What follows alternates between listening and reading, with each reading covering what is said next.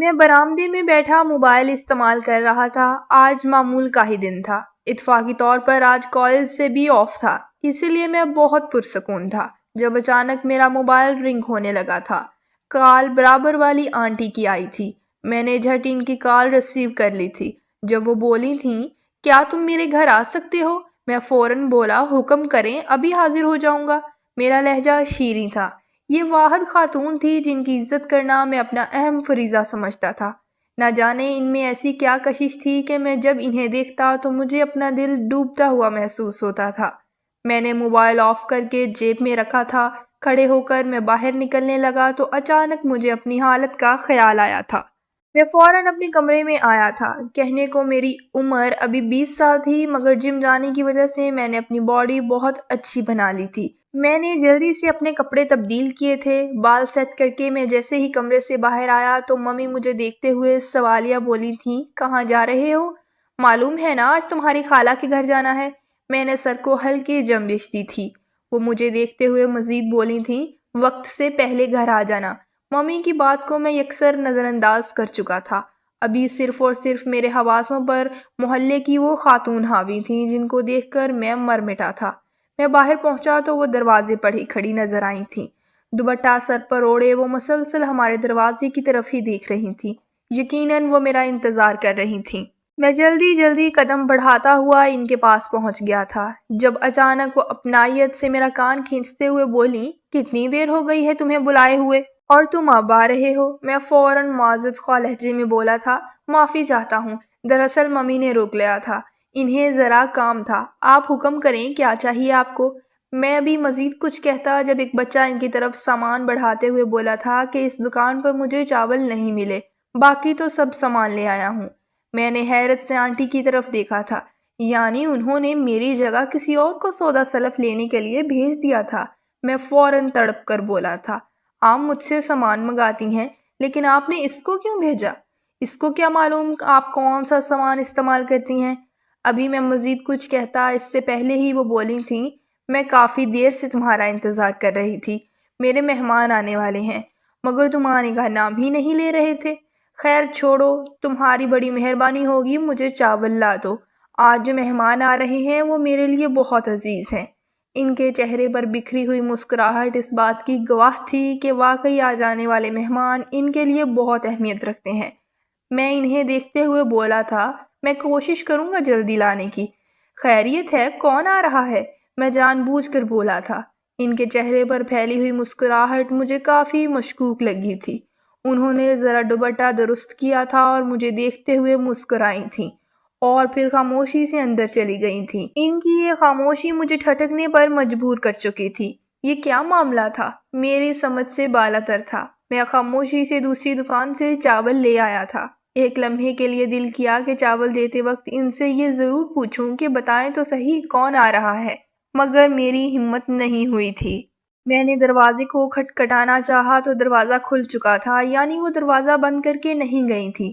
میں اندر داخل ہو گیا تھا۔ میں نے دروازے کے پاس کھڑے ہو کر آواز بھی لگائی مگر اندر سے جواب نادر تھا۔ میں نے یہی سوچا کہ اندر چلا جاتا ہوں، خالہ خالو سے بھی ملاقات ہو جائے گی، یعنی آنٹی کے امی اور ابو سے، اور آنٹی کو چاول بھی دے دوں گا۔ یہی سوچ کر میں اندر داخل ہوا تو ان کے امی ابو دونوں اپنے کمرے میں آرام کر رہے تھے۔ لاؤنج میں ہی ان کے دونوں بچے گہری نیند سو رہے تھے اور دھیمی دھیمی آوازیں ان کی بیٹھک سے آ رہی تھیں۔ شاید ان کے مہمان آ چکے تھے۔ میں نے ذرا سا آگے ہو کر اندر جھانکا تو میں اگلے لمحے ہی فوراً پیچھے ہو گیا تھا۔ آنٹی کسی آدمی کے ساتھ بیٹھی ہوئی تھی۔ ان دونوں کے درمیان نزدیکی نہ ہونے کے برابر تھی۔ میری آنکھوں میں شعلے سے بھڑک اٹھے تھے۔ یہ کیا منظر تھا جو میں دیکھ رہا تھا؟ میری آنکھوں کو یقین نہیں آیا تھا۔ میں ایک بار پھر آگے ہوا تھا اور اندر جھانکا تو منظر اب بھی تبدیل نہیں ہوا تھا، بلکہ اس آدمی کا ہاتھ آنٹی کے ہاتھ میں قید تھا اور دوسرا ہاتھ ان کے گال پر تھا۔ میں شرم سے پانی پانی ہو گیا تھا۔ یہ عورت بیوہ تھی اور اب اپنے 2 بچوں اور بوڑھے ماں باپ کے ساتھ یہاں رہائش پذیر تھی۔ کچھ عرصہ ہی انہیں یہاں آئے ہوئے ہوا تھا، مگر آج ان کا یہ روپ دیکھ مجھے بے حد تکلیف ہوئی تھی۔ میں نے چند لمحے خود کو سنبھالا تھا اور پھر دروازے کے پاس کھڑے ہو کر بلند آواز میں بولا تھا آنٹی یہ چاول لے لیں، مجھے گھر بھی جانا ہے۔ میری آواز سن کر جیسے اندر کچھ ہلچل ہوئی تھی۔ برتن گرنے کی آواز آئی تھی۔ یقیناً وہ گھبرا گئی تھیں۔ میرے آنے سے وہ سہم چکی تھیں۔ چند لمحے بعد وہ باہر آئیں تو ان کے ماتھے پر پسینے کے قطرے جگمگا رہے تھے، مگر میں ان سے نظریں چراتے ہوئے ان کی طرف چاول بڑھاتے ہوئے بولا تھا، کوئی نظر نہیں آ رہا؟ آپ کے بچے وغیرہ سو گئے ہیں کیا؟ میں ابھی مزید کچھ کہتا اس سے پہلے ہی وہ بولی تھیں، ہاں وہ لوگ سو چکے ہیں اور اس طرح گھر کے اندر نہیں آتے، میں نے تمہیں پہلے بھی سمجھایا تھا، خیر اب تم جاؤ یہاں سے۔ یہ کہتے ہی انہوں نے مجھے باہر کی طرف اشارہ کیا تھا۔ میں نے ایک نظر اس عورت کے خوبصورت چہرے پر ڈالی تھی اور پھر سر جھٹک کر گھر سے باہر آ گیا تھا۔ میرا دماغ بالکل کام نہیں کر رہا تھا۔ جس عورت کو سوچ کر میں خود کو ہوا میں اڑتا ہوا محسوس کرتا تھا، اب ان کی حقیقت میرے سامنے آئی تو میرے قدموں تلے زمین نکل چکی تھی۔ جس کو میں بہت اعلیٰ کردار کا مانتا تھا، آج اس کا اعلیٰ کردار میری آنکھوں کے سامنے آ چکا تھا۔ میری نگاہوں سے وہ عورت آج پوری طرح گر چکی تھی۔ مجھے آج بھی وہ دن یاد تھا جب پہلی بار میری ان سے ملاقات اس محلے میں ہی ہوئی تھی۔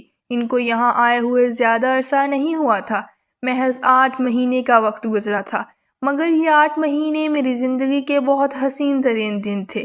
لیکن آج ان حسین ترین دن کا خاتمہ ہو چکا تھا۔ میری ملاقات ان سے ہمارے محلے کی دکان پر ہوئی تھی، جہاں میں اپنے گھر کا راشن لینے آیا ہوا تھا اور بہت آرام سے دکاندار کے ساتھ بحث کر کے قیمت کم کروا رہا تھا۔ اس عورت نے مجھے بہت غور سے دیکھا تھا اور پھر وہاں سے چلی گئی تھی۔ جس لمحے وہ وہاں سے گزری میں نے بھی اسے پلٹ کر دیکھا تھا۔ وہ عورت نہیں بلکہ کوئی اپسرا تھی۔ کہنے کو میں محض 20 سال کا تھا، لیکن ایک 30 سال کی عورت کو دیکھ میرا ایمان تبدیل ہو رہا تھا۔ میں کچھ کہتا اس سے پہلے ہی دکاندار بولا تھا، کیا مست چیز ہمارے محلے میں آئی ہے؟ سنا ہے 2 بچوں کی ماں ہے، لیکن بیوہ ہیں، عورتوں کا سامان بھی اپنے گھر میں بیچ رہی ہیں۔ میری گھر والی بھی گئی تھی اس کے پاس، بول رہی تھی بڑی اچھی عورت ہے، ہمیں بھی اب آنکھیں سیکنے کا موقع مل جائے گا، اچھا ہے ایسی عورتیں تو ہمارے محلے میں اور آتی رہیں۔ وہ خباثت سے ہنستے ہوئے بولا تو نہ جانے کیوں میرے دل میں عجیب سی احساس پیدا ہوا اور میں بنا سوچے سمجھے اس آدمی کا گریبان پکڑ کر جھنجھوڑ چکا تھا کہ کسی عورت کے بارے میں اس طرح بکواس کرنے کی تمہاری ہمت کیسے ہوئی؟ جب وہ آدمی فوراً بولا تھا، تمہیں اس سے مطلب؟ میں کچھ بھی کہوں، یہ عورت ہمارے محلے کی ہے، کیا یہ تمہاری ماں لگتی ہے؟ ابھی وہ مزید کچھ کہتا اس سے پہلے ہی میں نے اس کے منہ پر ایک تھپڑ رسید کیا تھا۔ جم جانے کی وجہ سے میری باڈی بہت اچھی ہو گئی تھی۔ میں ابھی اسے باہر نکال کر مارتا اس سے پہلے ہی میرے پیچھے سے ایک نسوانی آواز گونجی تھی۔ میں نے پلٹ کر دیکھا تو وہ آنٹی کھڑی ہوئی مجھے ہی دیکھ رہی تھی۔ وہ بولی تھیں، چھوڑو ان بدبخت لوگوں کو، ایسے شخص کے منہ لگنا ہی بیکار ہے، میری وجہ سے خود کو نقصان نہ پہنچاؤ۔ میں دنگ رہ گیا تھا کہ انہیں کیسے پتہ لگا کہ میں ان کی وجہ سے لڑ رہا ہوں۔ ان کا کہنا تھا اور میں نے اس کا گریبان چھوڑ دیا تھا اور اپنا سودا سلف لے کر اس کی دکان سے نیچے اتر آیا۔ وہ عورت مجھے دیکھتے ہوئے بولی، یہ ان آدمیوں کا آئے دن کا تماشا ہوتا ہے، میں اب ایسی باتوں کی عادی ہو چکی ہوں، تم اپنا خون زیادہ گرم نہ کرو۔ یہ بول کر وہ آگے بڑھنے لگیں تو میرا دل یکدم ان سے بات کرنے کو مچل اٹھا تھا۔ میں فوراً ان کی طرف بڑھا تھا اور انہیں دیکھتے ہوئے بولا تھا، ایسے لوگوں کا علاج 2-4 تھپڑ ہی ہوتے ہیں، پھر دوبارہ ان کے منہ سے بکواس نہیں نکلتی۔ خیر آپ کون ہیں اور ہمارے محلے میں کب آئیں؟ میں جان بوجھ کر انہیں مخاطب کرتے ہوئے بولا۔ وہ دھیما مسکرائیں اور ہمارے گھر کے برابر والے گھر کی طرف اشارہ کرتے ہوئے بولی، یہ میرا گھر ہے جہاں میں اپنے بچوں کے ساتھ رہنے آئی ہوں۔ میرا دل یکدم گدگدایا تھا۔ میں خاموشی سے ان کے ساتھ ہی ان کے گھر کے پاس آ چکا تھا جب وہ حیرت سے مجھے دیکھتے ہوئے بولی، اب کیا میرے گھر کے اندر بھی آؤ گے؟ ویسے شکریہ تم نے میرے لیے اس آدمی سے لڑائی کی۔ میں مسکراتے ہوئے بولا، اس میں شکریہ کی کوئی بات نہیں ہے، اگر آج میں کسی کی ماں بہن کو کچھ بولوں گا اور اگلے کو بولنے دوں گا تو کل کو میری ماں بہنیں بھی راستے میں اس طرح ہی رسوا ہوں گی، کیونکہ مکافات لازمی اس دنیا میں ہوتا ہے۔ اور رہی آپ کے گھر آنے کی بات تو بہت جلد آؤں گا، لیکن خیر یہ گھر بھی میرا ہے، میں یہیں رہتا ہوں۔ میں اپنے گھر کی طرف اشارہ کرتے ہوئے بولا تو وہ مسکرائی تھیں اور مجھے دیکھتے ہوئے بولی، بہت خوشی ہوئی یہ جان کر کہ ہمارے اتنے اچھے پڑوسی ہیں، ان کی یہ میٹھی میٹھی باتیں میرا دل بہت زور زور سے دھڑکنے پر مجبور کر رہی تھیں۔ میں بھی مسکراتے ہوئے بولا تھا، جی بالکل، ہمیں بھی یہ جان کر بہت خوشی ہوئی کہ اتنی خوبصورت لڑکی ہماری پڑوسن ہے۔ جبکہ اس بار انہوں نے مدھم کہکا لگایا تھا اور اپنے گھر کے اندر چلی گئی تھیں۔ میں نے بھی اپنے بال میں ہاتھ پھیرا تھا اور گھر کی طرف بڑھ چکا تھا۔ پرانی یادیں جیسے ہی آنکھوں کے سامنے سے گزری تو میری آنکھوں میں آنسو آ گئے تھے۔ میں ان کو بہت اہمیت دینا شروع ہو چکا تھا۔ ممی کے سامنے ان کی سائیڈ لینا، محلے کی عورتیں جب ان کے خلاف کوئی بات کرتی تو میں سب کا ڈٹ کر مقابلہ کرتا۔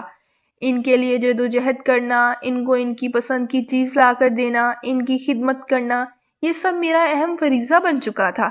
مگر اب مجھے سب ختم ہوتا ہوا محسوس ہو رہا تھا، کیونکہ یہ عورت غیر اخلاقی تعلقات رکھتی تھی۔ آج میں نے اپنی آنکھوں سے تمام مناظر دیکھ لیے تھے۔ مجھے اب سمجھ آئی تھی کہ یہ عورتوں کی ضرورت کا سامان کیوں فروخت کرتی ہیں۔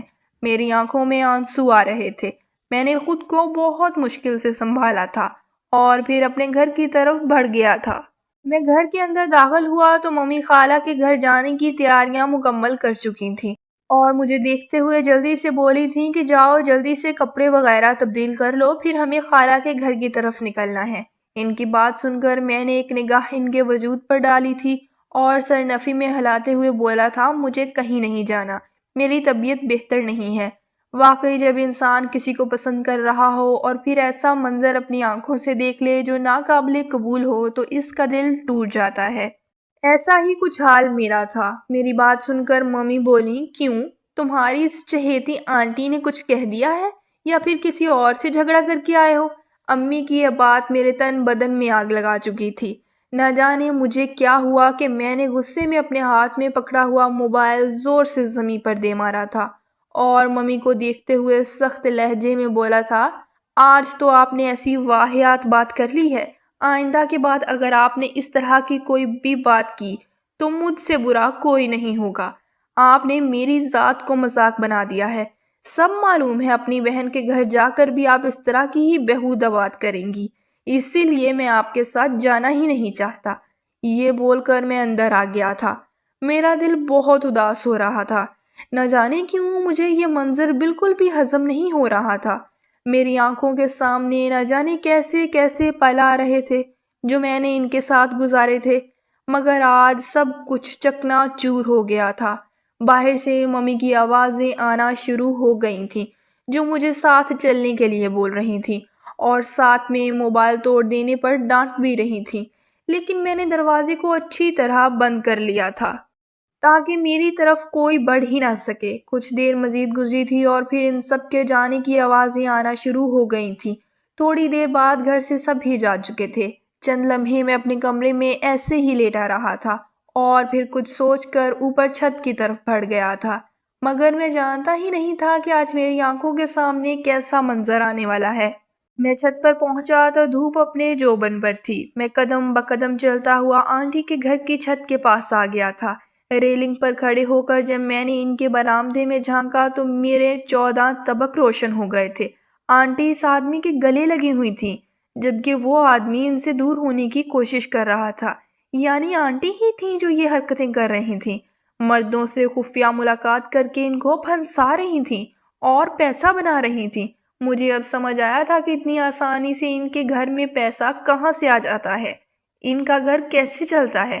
اکثر اوقات تو میں ان سے پوچھتا بھی تھا کہ آپ کی یہ چھوٹی سی دکانداری آپ کے گھر کا خرچ چلا دیتی ہے؟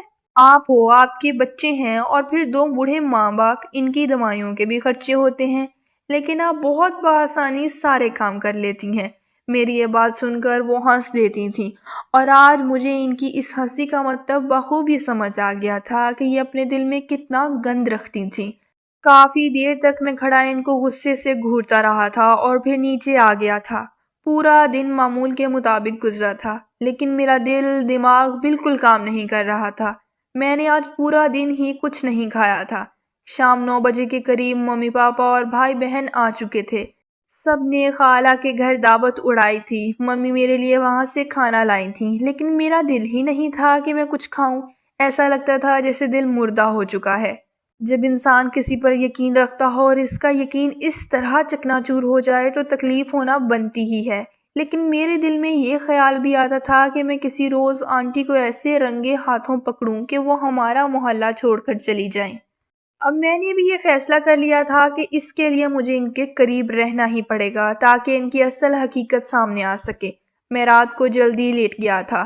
پورا دن اسی سوچ بچار کی وجہ سے میں کب گہری نیند میں گیا مجھے کچھ علم ہی نہیں ہوا تھا۔ تقریباً 3 بجے کے وقت میری آنکھ پیاس کی شدت سے کھلی تھی۔ میں نے سر گھما کر دیکھا تو جگ خالی تھا۔ مجھے رج کر ممی پر غصہ آیا تھا کیونکہ یہ کام ان کا تھا۔ رات کو سونے سے پہلے وہ سب کے کمروں میں بھرا ہوا جگ لازمی رکھتی تھیں تاکہ رات کو پریشانی کا سامنا نہ کرنا پڑے۔ میں نے چپ چاپ جگ اٹھایا تھا اور پھر کچن کی طرف بڑھ گیا تھا، مگر جب میں کچن میں پہنچا تو میں بری طرح چونک گیا تھا کیونکہ کچن کی لائٹس آن تھیں۔ اس وقت کچن کی لائٹ کا آن ہونا حیرت انگیز طور پر خطرناک تھا۔ میں نے فوراً دروازے کی طرف دیکھا تو مین ڈور لاک تھا۔ میں نے دل ہی دل میں دعا کی کہ کچھ بھی خطرہ نہ ہو، مگر جیسے ہی میری نگاہ سیڑھیوں کی طرف اٹھی تو میں یکدم پریشان ہو گیا تھا کیونکہ اوپر سیڑھیوں کا دروازہ بھی کھلا ہوا تھا۔ کچھ سوچ کر میں نے اپنے قدم اوپر کی طرف بڑھائے تھے۔ راستے میں پڑا ہوا ڈنڈا بھی میں نے احتیاطی طور پر اٹھا لیا تھا کہ اگر اوپر کوئی خطرہ ہوا تو میں اپنا بچاؤ کر لوں گا۔ مگر جیسے ہی میں اوپر پہنچا اور سامنے کا منظر دیکھا تو میرے 14 طبق روشن ہو گئے تھے۔ میرے ذہن و گمان میں نہیں تھا کہ یہ عورت اس حد تک گر جائے گی کہ میرے باپ تک کو نہیں چھوڑے گی۔ پاپا ان کی چھت کی دیوار کے پاس کھڑے ہوئے تھے اور وہ عورت بھی کھڑی ہوئی نہ جانے کون سی راز و نیاز کر رہی تھی کہ پاپا مسلسل انہیں تسلی دے رہے تھے۔ میں نے غصے میں قدم ان دونوں کی طرف بڑھائے تھے اور تالیاں پیٹتے ہوئے بولا تھا، بہت اچھے، پہلے کسی اور مرد کو پھنسایا اور اب میرے باپ کے پیچھے آپ لگ گئیں۔ شرم آنی چاہیے آپ کو۔ 2 بچے ہیں آپ کے، بوڑھے ماں باپ ہیں، ان کا ہی خیال کر لیتی۔ اور پاپا آپ، کیا آپ نے ایک بار بھی ممی کے بارے میں نہیں سوچا، ہم لوگوں کے بارے میں نہیں سوچا کہ معاشرے میں ہمارا کیا ہوگا؟ ابھی میں مزید کچھ کہتا اس سے پہلے ہی آنٹی نے ایک زناٹے دار تھپڑ میرے منہ پر رسید کیا تھا اور مجھے دیکھتے ہوئے بولی تھی، شرم آنی چاہیے تمہیں شاہ نواز، میری زندگی کے ہر پہلو کے بارے میں جانتے ہوئے تم میرے بارے میں اتنی گھٹیا رائے رکھتے ہو۔ اور کس مرد کو پھنسا لیا میں نے؟ وہ یکدم غصے سے بولی تو پاپا ان کو دیکھتے ہوئے بولے تھے، بہن آپ خاموش ہو جائیں، میں ان کو سمجھا دوں گا، یہ غلط سمجھ رہا ہے۔ بہن الفاظ پر میں نے ٹھٹک کر پاپا کو دیکھا تھا۔ جب وہ عورت مزید بولی تھی، ہاں بہن، یہ میرے لیے میرے بھائی کے برابر ہی ہیں، اور صبح جو شخص ہمارے گھر آیا تھا وہ بھی میرا بھائی تھا۔ میں نے پھٹی پھٹی نگاہوں سے ان کی طرف دیکھا تھا۔ میں تھوڑا الجھ گیا تھا کہ ان کی بات مجھے سمجھ نہیں آئی تھی، شاید ان کا مان ٹوٹ گیا تھا۔ انہوں نے اس محلے میں اگر کسی پر بھروسہ کیا تھا تو وہ میں تھا، لیکن آج میں نے ان کا وہ بھروسہ چکنا چور کر دیا تھا۔ پاپا میری جانب دیکھتے ہوئے بولے تھے، صبح ان کے گھر ان کا بھائی آیا تھا، ان کو دھمکی دے کر گیا ہے کہ اگر انہوں نے جائیداد سے حصہ لینے سے انکار نہیں کیا تو یہ ماں باپ بھی لے جائیں گے اور ان کے دونوں بچے بھی ان کے سابقہ شوہر کے حوالے کرائیں گے۔ اور یہ مجھ سے اس بات کی مدد مانگ رہی تھیں کہ میں کسی دوست سے بات کروں جو وکیل ہو اور ان کی مدد کر سکے۔ میرا سر شرمندگی سے جھک گیا تھا جب وہ آنٹی مزید بولی تھی، زندگی میں کبھی کسی پر اس طرح الزام نہیں لگانا چاہیے۔ تم جس انداز میں آئے اور تم نے اتنی واہیات بات کہی، میرا خون کھول گیا ہے، اسی لیے میں نے تم پر ہاتھ اٹھایا ہے۔ آئندہ کے بعد ایسی گھٹیا سوچ کسی بھی عورت کے بارے میں نہیں رکھنا۔ مجھے دوپہر میں ہی اس بات کا علم ہو چکا تھا کہ تم نے مجھے میرے بھائی کے قریب بیٹھا ہوا دیکھ لیا ہے، جبھی تم حواس باختہ میرے گھر سے نکل گئے تھے۔ میں نے سوچا تھا کہ کل دوپہر میں تمہیں بلا کر اس پہلو کے بارے میں بھی بتاؤں گی، مگر مجھے اس بات کا بالکل علم نہیں تھا کہ تم رات میں ہی اتنی گھٹیا سوچ اپنے دماغ میں پال کر مجھے یوں بدنام کرنے پہنچ جاؤ گے۔ میں شرم سے پانی پانی ہو گیا تھا۔ میں خود ان کے پاک دامنی کا گواہ تھا۔ اس محلے میں سب سے زیادہ میں نے ان کے ساتھ وقت گزارا تھا اور میں ہی ان پر اتنی بڑی تہمت لگا رہا تھا۔ مجھے بے حد افسوس تھا کہ میں کیوں نہیں وہاں ٹھہرا۔ میں نے کیوں نہیں پوچھا کہ آپ کے ساتھ کون ہے، جبکہ پاپا انہیں دلاسا دے کر مجھے نیچے لے آئے تھے۔ وقت گزرا تھا اور پاپا نے اپنے وکیل دوست کے ذریعے ان کا مسئلہ حل کروا دیا تھا، اور اب پاپا اس وکیل دوست سے ہی ان کی شادی کروانا چاہتے تھے، مگر آنٹی منع کر رہی تھیں۔ دل تو میرا بھی اداس ہو رہا تھا، نہ جانے کیوں مجھے ایک الگ انسیت ہو گئی تھی۔ اب یہ انسیت محبت کی تھی یا پھر لگاؤ کی، میں نہیں جانتا تھا، مگر جب پاپا نے انہیں اچھے طریقے سے سمجھایا کہ پوری زندگی کا معاملہ ہے، محض چند ہزار سے آپ کی پوری زندگی نہیں گزر سکتی، ایک عورت کو ایک ہمسفر کی ضرورت ہوتی ہے۔ میرے دوست کی بیوی کا انتقال ہو چکا ہے، اگر آپ اس کو اپنائیں گی تو آپ کے لیے بھی بہتر ہوگا اور اس کی بھی زندگی سنور جائے گی۔ آنٹی کو یہ بات سمجھ آ گئی تھی، جائیداد ان کے پاس موجود تھی، پیسے کی کوئی کمی نہیں تھی، اس لیے انہوں نے محض اپنی اور اپنے بچوں کی ذمہ داری کی وجہ سے ان کے ساتھ شادی کے لیے ہاں بول دی تھی۔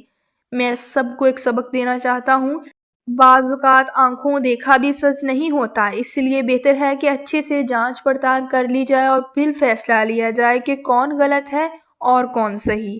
تو دوستو، ویڈیو کی آخر میں آپ سب سے ایک چھوٹی سی گزارش ہے کہ اگر ویڈیو اچھی لگے تو ویڈیو کو لائک کرنے کے ساتھ ساتھ مزید ایسی نئی ویڈیوز دیکھنے کے لیے ہمارے چینل کو سبسکرائب ضرور کر لیجئے گا۔ شکریہ۔